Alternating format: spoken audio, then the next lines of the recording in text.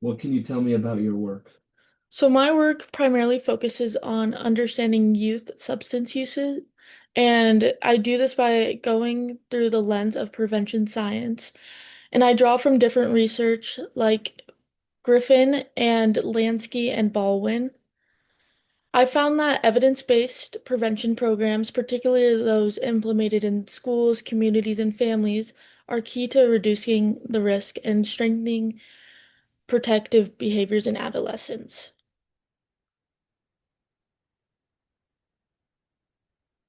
Why do you study that issue or topic?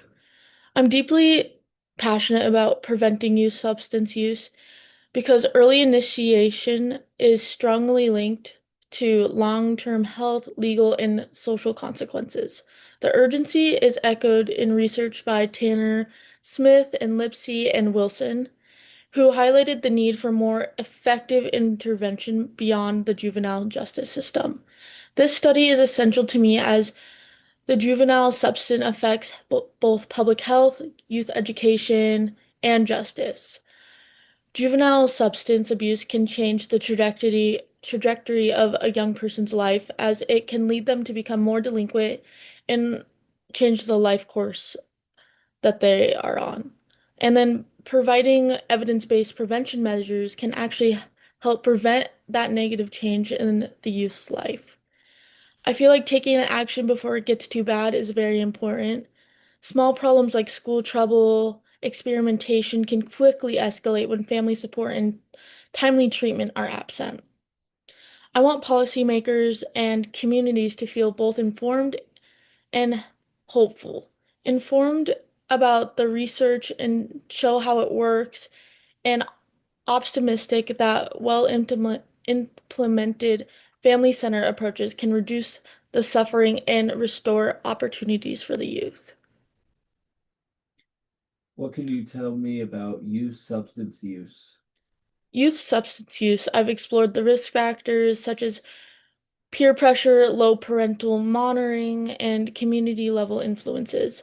Substance use among adolescents is linked to juvenile offending. The youth who use alcohol and drugs often end up showing a higher rate of criminal offenses. This is a pressing problem in the United States currently, and it has been for a long time. Substances have become more accessible to the youth today. Youth who use the alcohol and drugs often show a higher rate of criminal offenses, school disengagement, and lastly, interaction with juvenile justice system. Usually, when a youth engages in delinquent behavior at a young age, this will open the door for them to be more likely to use substances, which then can further delinquency. My research aligns with Lansky and Baldwin. It suggests a multi-level strategy, especially based on like family-based intervention, being crucial to the long-term prevention. What is really new here?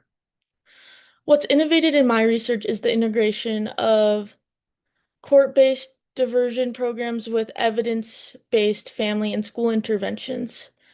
This challenges existing approaches like Tanner Smith, Lipsey, and Wilson. This highlights ongoing efforts to address adolescents' substance abuse through juvenile courts, which has proven not to be quite effective.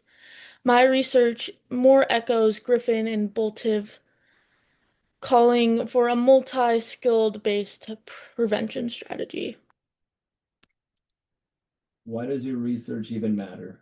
This research is essential because it addresses youth substance abuse and how it can lead to the youth acting out. It will also provide people with the warning signs and the necessary methods to help resolve this issue before it gets out of hand. By equipping individuals with the tools to change the life trajectory of young people, it can result in fewer arrests, higher rates of school completion, and the reduction of chronic substance dependency once they reach adulthood. What do you hope will change because of your research? I hope to see a shift toward coordinated intervention that reaches at-risk youth before they enter the justice system. Skill building and family involvement can significantly reduce the use of the justice system. Why should taxpayers fund research like this?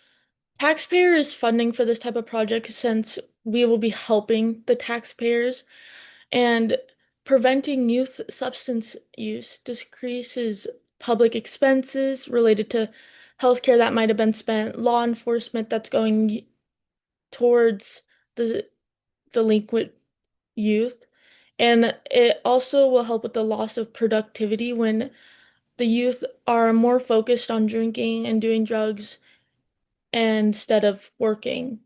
I've listened to the taxpayers and considered their concerns, and investing can enhance a community's safety and well-being.